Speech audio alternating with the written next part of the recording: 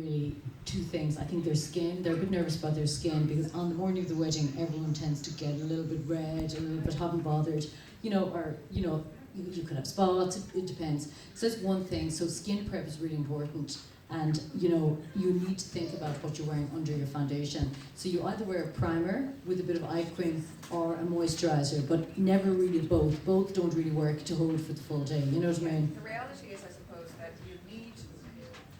You want your makeup to go on in the morning.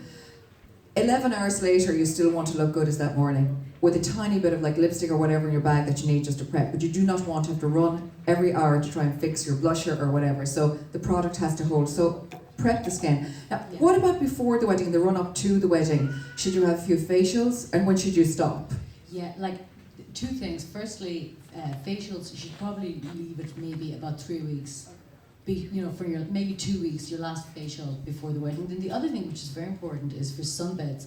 A lot of the time, and a lot of photographers said this to me, if you burn, especially on your neck area, it's very, very difficult for that to cover that up as a makeup I suppose artist. none of us should probably be having any sunbeds anymore. That's the reality of life. But tan as well, I suppose. Have your tan prepped? Yeah, prep. Like most brides, when I turn up to weddings, most brides would have had their tan done 2 days before, Yeah, prior to exactly. the wedding. For the dress and to make sure nothing comes off. You just never know. Okay.